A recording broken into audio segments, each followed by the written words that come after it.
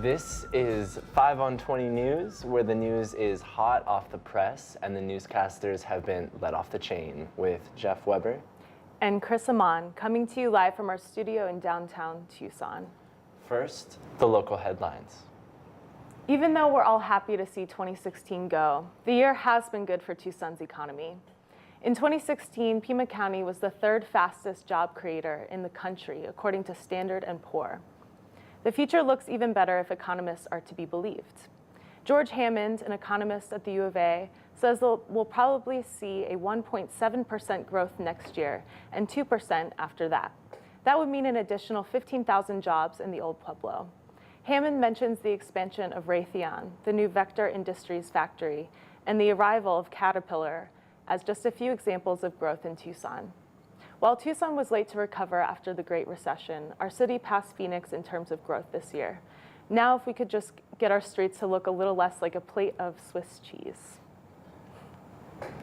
Arizona has the lowest level of voter confidence in the country, according to a group of political scientists. More than 700 political scientists use 49 indicators to study each state's level of trust in the electoral system, and Arizona came in last. Wisconsin, Tennessee, and Oklahoma also ranked low in terms of voter confidence. The researchers found that lower levels of confidence correlated with lower voter turnout, and Arizona was among the lowest 5 states in terms of voter turnout this past election. The study also found that voters are more likely to vote if voting is convenient and if it's easy to register. Arizona is one of 31 states that require ID in order to vote, although a photo ID is not required. States that require ID tended to be on the lower scale of the trust index, according to the study. In other words, voter ID laws have accomplished what they set out to do: discourage people from voting. National turnout for the past election stood at 54%, about the same percentage of people who saw Star Wars last weekend. A Gallup poll released after the election showed that only a third of Americans trusted that their vote would be tallied correctly. Unfortunately, this third of people forgot their IDs at home. 6 Tucson artists have been awarded $5,000 grants from the Arizona Commission on the Arts. Many of the works involve the intersection of music and science, with some focusing on our relationship to our environment.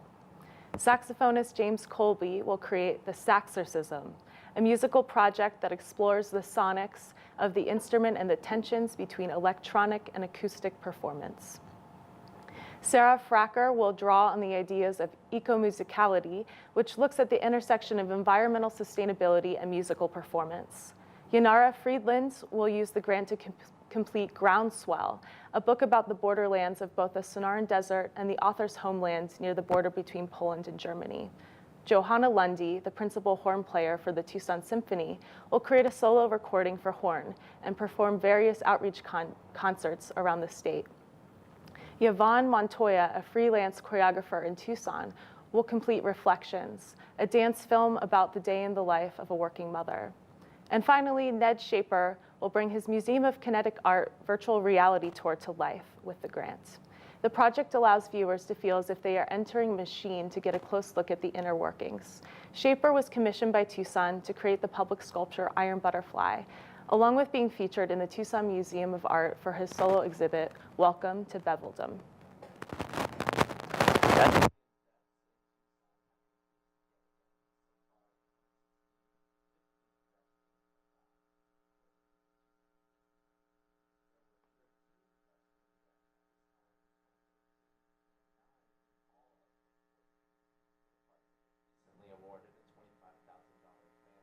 Governor's Office of Highway Safety.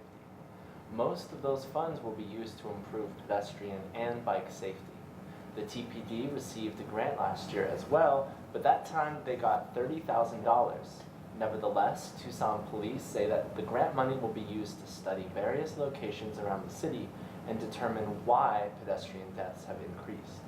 The TPD says that in 75% of cases, the driver is not at fault when pedestrians or bikes are hit, but a spokesman for AAA in Southern Arizona says drivers could be misrepresenting these incidents. Tucson is running their tree cycle program again this year. The program makes it easy to recycle your Christmas tree. You know, that thing that seemed like a good idea but turned into the bane of your existence, kind of like a neck tattoo. The program began Monday, December 26th and runs until January 15th. After that, you'll need to compete with the others for a good dumpster spot behind Safeway. The 9 tree cycle centers are open 7 days a week during daylight hours. We probably don't have to tell you this, but you have to remove the stands and those "I'm with her" ornaments before taking your trees to be recycled. On January 4th, the trees will be ground to mulch, and that mulch will be available at Udall Park, Randolph Golf Course, and Los Reales landfill. The 9 tree cycle locations are at the Rieto Race Park, Udall Park, Golf Links Sports Park, Tucson Rodeo Grounds, Los Reales landfill, 3101 Silver Bell Road, Purple Heart Park, Randolph Golf Course, and 660 West Naranja Drive.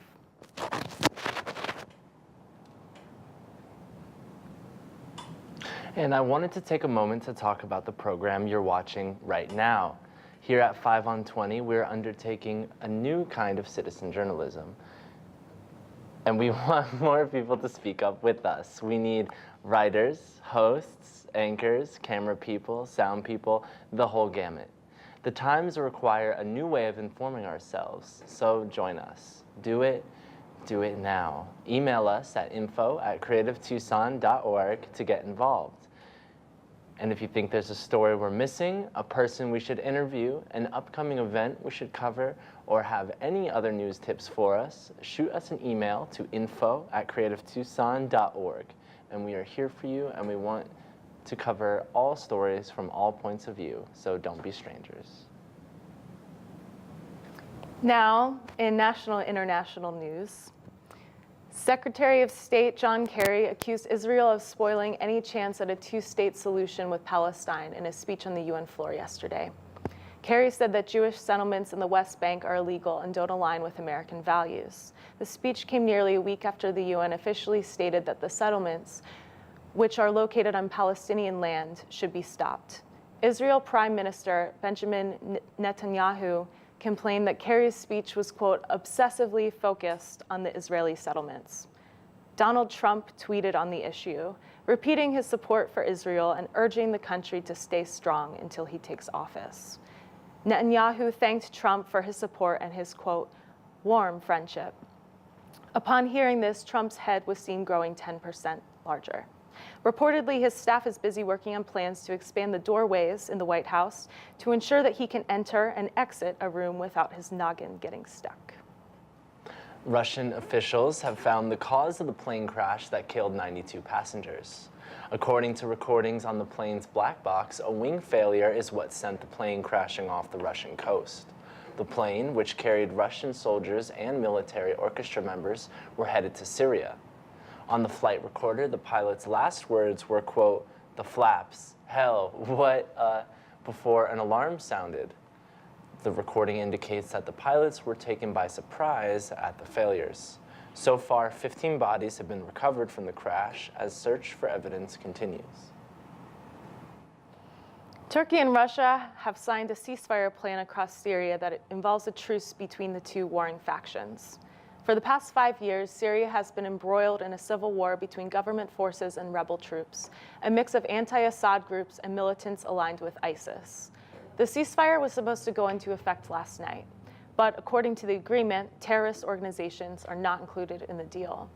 This means that Assad will probably continue the bombings and now just call everyone terrorists. A source told Al Jazeera that if the ceasefire succeeds, then peace talks will resume in Syria. The agreement comes a week after Assad's forces were able to recapture Aleppo after fighting off rebel groups. The city was largely vacated by residents who fled Aleppo in a one-day reprieve ordered by Assad. In total, 11 million people have been displaced and 400,000 Syrians have been killed since the start of the war in 2011. Syria's army is now closing in eastern Ghouta, which is a rebel stronghold. Conveniently, everyone in eastern Ghouta will now be considered a terrorist and won't fall under the conditions of the ceasefire. Funny how that works out. President Obama has declared 2 areas in the western U.S. as national monuments, a controversial move meant to protect his legacy against incoming President Donald Trump.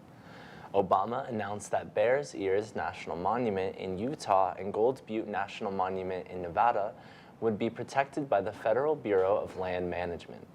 The decision was controversial since it comes weeks before the inauguration of Donald Trump, who has vowed to reverse all of Obama's environmental laws. The move was intended to cement Obama's legacy by protecting public lands. He made the designation using the Antiquities Act, which allows him to make a decision without getting Congress involved. It's not clear if Trump will be able to undo the decision without an act of Congress because it's never been attempted before. Rob Bishop, the Republican who chairs the House Natural Resource Committee, says that Trump will be able to make a reversal, but the Obama administration says that the Antiquities Act cannot be overruled without Congress stepping in. Mining, oil, and gas companies who were hoping to explore the area for resource, eyeing the 1.35 million acre Bears Ears monument in particular. Utah's Congress also oppose the plan and say they will seek to reverse the decision once Trump is in office. Tribal leaders in the area hailed the decision. Russell Begay of the Navajo Nation says the protected areas are places where the tribe's people gather herbs and medicinal plants, and it is a place of prayer and sacredness. California prisons have reported over 600 injuries since 2012, involving prisoners who are working for third world wages. Logs by the California prison industry show that the workers were hurt repeatedly on work sites and paid on average 35 cents an hour. In some cases, workers needed amputations after being crushed by machinery. California pays its 7,000 inmate workers between 35 to 95 cents for labor, which ranges from metal work to sewing. It's not known if these workers were compensated for their injuries. An official from the prison told The Intercept that the workers received forms for workman's compensation, but can't follow up on the case until they're released from prison. A professor, Linda Delp, who studied the logs, says that most of the injuries could have been prevented, such as multiple cases where objects flew into inmates' eyes. Delp said that these injuries could easily be prevented by supplying the workers with safety glasses. Also, this could be prevented by, not using slave labor. President Obama announced Russian sanctions today. This is part of a plan to punish Russia over allegations of election hacking. The sanctions will be imposed on two of Russia's largest intelligence services and will involve ejecting 35 intelligence operatives from the U.S. This is the strongest response yet to the hacking allegations. Russia is already facing sanctions for the invasion of Ukraine in 2014. President-elect Donald Trump has denied that Russia interfered with the election, but Republican Senators Lindsey Graham and John McCain are calling for a detailed investigation into the hacks. Both the FBI and CIA claim that they hold evidence that Russia is behind the hacks and that they were intended to bolster Trump in the presidential election. Issuing sanctions now might be somewhat pointless because Trump will likely reverse them once he becomes president. But the move does put Trump on the defensive. In order to reverse the sanctions, he'll have to deny the findings by the nation's top intelligence sources, setting up a fight between the president and the intelligence community. In response, Trump said in an interview that, quote, "I think computers have complicated lives greatly, proving again that Trump can't speak a sentence without an adverb." He also appeared to not see the irony in bashing computers while at the same time relying on Twitter to communicate. But as our president might say, irony is greatly for the very big losers. Speaker of the House Paul Ryan is introducing a crackdown against protests on the House floor. But opponents say Ryan's move is illegal. His action comes after an instance in September where House Democrats held a sit-in to protest Ryan's refusal of a vote over gun control. If the law passes, House members would be fined up to $2,500 for taking photos or videos on the House floor. Opponents say this violates Article 1 of the Constitution, which forbids House members from punishing other members for disorderly behavior. And there's that pesky First Amendment thing. Democrats say that they may take the issue to court if Ryan continues to try and pass the law. As it stands, taking photos and videos from the floor is prohibited. And yet Democrats filmed the September sit-in. Republicans shut down the floor, which prompted C-SPAN to stop their broadcast. But they resumed by live streaming from a protesting lawmaker's cell phone. Since then, Republicans have been meeting to craft a plan that would prevent a similar event from happening. Unless, of course, they are the ones protesting, in which case, it's fine. Normally, the House Ethics Committee would take up the role of censuring House members who violate rules. But Ryan's plan would allow the House themselves to dole out punishment, surely a path to more division between the parties. If the law passes, Ryan will then look to ban swearing and all tomfoolery on the House floor, punishable by spanking. Ryan dubs the law, "Get Me a Switch for America." Despite his aggressive rhetoric toward the country, China has been infected with Trump fever. A host of products and displays have been erected showing the giant orange one in various guises. The most recent is a giant rooster in Taiwan that bears Trump's image. In China, Trump is sometimes called the pheasant-elect after a social media study compared him to a golden pheasant. The story sprung up because a pheasant at Hangzhou Safari Park bears a striking resemblance to a certain angry tangerine. And stores in the area have started to sell smaller replicas of the pheasant at prices ranging from $57 to $1,739. Another company in China makes toilets and urinals and has the fortuitous name of Shenzhen Trump.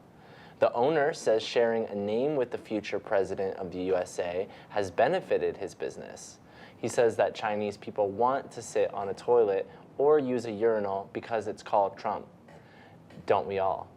Unsurprisingly, our sensitive president-elect doesn't want people using his name. Trump has logged 126 trademark applications in the country and recently took back control over his name from a Chinese citizen. This was Jeff Weber. And Kris Aman for 5 on 20 News. Next up, Josh Waterman shares his review of the film La La Land. But first, let's watch this clip from Singin' in the Rain. Rest in peace, Debbie Reynolds.